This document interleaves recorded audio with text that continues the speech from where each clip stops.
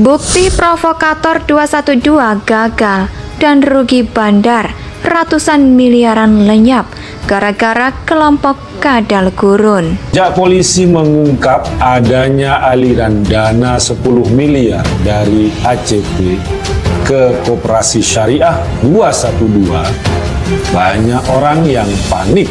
Kalau nanti terbukti mereka menerima duit haram dari hasil penggelapan dana, maka tak layak lagi disebut koperasi syariah, tapi koperasi jarimah alias kriminal.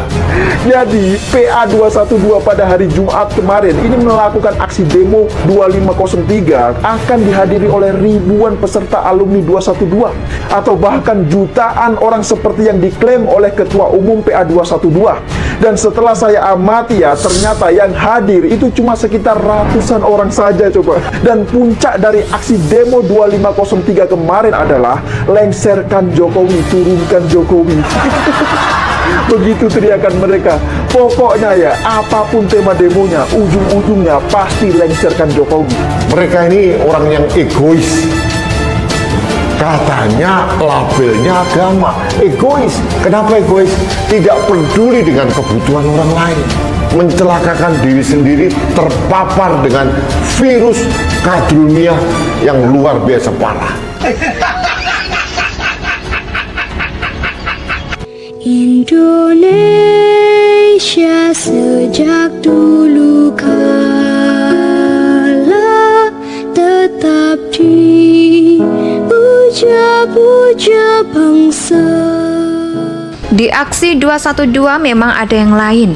Ya, rugi bandar. Saya melihat ada beberapa tujuan penting dalam sebuah aksi dan kemudian terjadi perbedaan pada targetnya di lapangan pada aksi 411. Presiden Jokowi dihujat penakut dan kabur. Ancaman menduduki istana dan DPR berkali-kali diucapkan oleh pimpinan demo 2 Minion. DPR, Fahri dan Fadli hadir di tengah-tengah masa. Waktu itu bahkan berjanji akan membukakan pintu DPR jika Jokowi tidak menemui demonstran.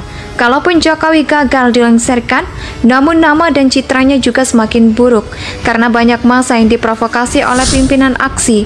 Tapi pada aksi 212, semua yang terjadi pada 411 itu jadi terbalik. Presiden Jokowi dipuji karena dinilai punya nyali untuk menerobos hujan, memenuhi massa 212. Tak ada yang bisa menyangkal bahwa massa juga ikut mengeluhkan dan menyanjung kedatangan Presiden Jokowi. Kemudian tak ada lagi yang berani mengancam akan menduduki istana dan DPR lagi, termasuk Rizik Syihab. Sementara entah kebetulan atau memang kabur 2 Minion DPR yang sedang berada di luar negeri, sementara entah kebetulan atau memang kabur. Tak nampak juga yang namanya Amin Rais dan Dhani yang pada 411 berhasil naik panggung dan bervokasi massa sudah ditangkap pada dini hari. Sebelum aksi dimulai, itu kan aksi 212. Kalau itu pun berjalan damai dan pulang dengan tertib. Gak ada polisi yang menjadi korban tertusuk bambu runcing seperti pada 411. Tak ada juga kesan negatif tentang umat Islam yang melempari botol minuman pada polisi yang sedang berzikir. Tak ada bakar-bakar mobil polisi, tak ada gas air mata yang ditembakkan. Semua tertib sesuai dengan kesepakatan antara GNPF dan kapal feri. Selesai jam 1 siang dan massa membubarkan diri. Ini juga berbanding terbalik dengan aksi 411. Provokator tak dianggap. Ya, jika mantan tak dianggap, segala tipu daya dan upayanya menjerat kita tidak akan merugikan materi. Mungkin hanya sedikit sakit hati, tapi kalau provokator yang tidak dianggap ini adalah misi gagal yang terancam penjara dan jasanya tidak dibayar oleh penyandangkan dana. Pada pukul 10 siang, saat massa 212 sudah banyak berkumpul, ada seorang provokator yang melempari massa dengan batu saat massa menoleh. Ternyata dia malah mengacungkan golok. Beruntung hal ini langsung diketahui oleh para ahli maksum dari Brotolian, polisi, militer, TNI, Angkatan Darat, sehingga kemudian si provokator ini ditangkap. Dan belakangan baru diketahui, dia tidak hanya membawa golok, tapi juga miras. Ya, ingat, ya bukan miras.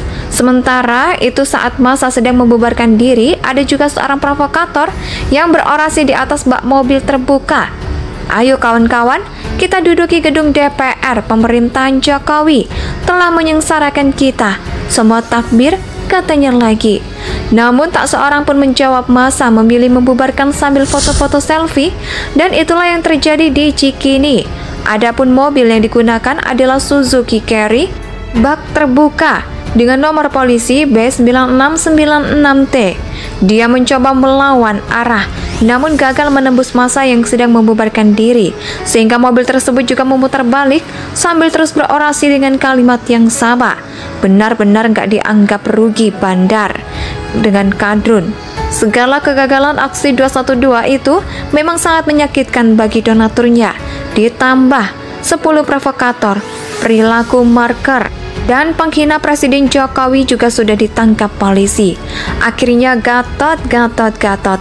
Salah satu indikasi kuat bahwa memang ada yang rugi bandar adalah serangan-serangan terhadap para penulis ya. Jadi kalau ada yang mengklaim aksi kemarin-kemarin itu tak ada donatur dan sendiri, mungkin mereka senang melindungi para donaturnya. Terlepas dari apapun yang sebagian orang yakini, ya faktanya memang banyak yang pro pemerintah tuh diserang berbeda dengan 411. Kalau ada yang bertanya, apa ya? Jawabannya pasti kena aksi 212. Itu tidak sesuai dengan harapan karena mereka rugi bandar. Di aksi 212 memang ada yang lain. Ya, rugi bandar. Saya melihat ada beberapa tujuan penting dalam sebuah aksi dan kemudian terjadi perbedaan pada targetnya di lapangan pada aksi 411. Presiden Jokowi dihujat penakut dan kabur. Ancaman menduduki istana dan DPR berkali-kali diucapkan oleh pimpinan demo 2 Minion. DPR, Fahri dan Fadli hadir di tengah-tengah massa. Waktu itu bahkan berjanji akan membukakan pintu DPR jika Jokowi tidak menemui demonstran.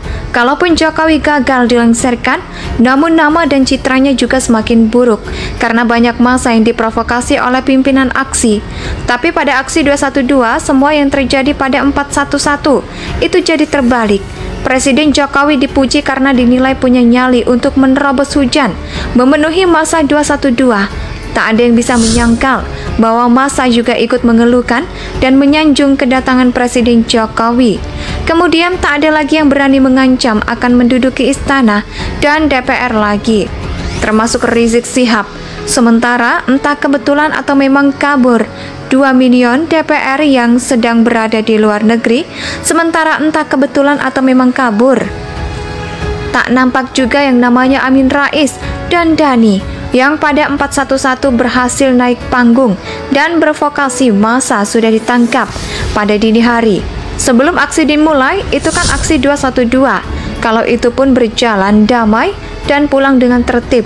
Gak ada polisi yang menjadi korban tertusuk bambu runcing seperti pada 411. Tak ada juga kesan negatif tentang umat Islam yang melempari botol minuman pada polisi yang sedang berzikir. Tak ada bakar-bakar mobil polisi, tak ada gas air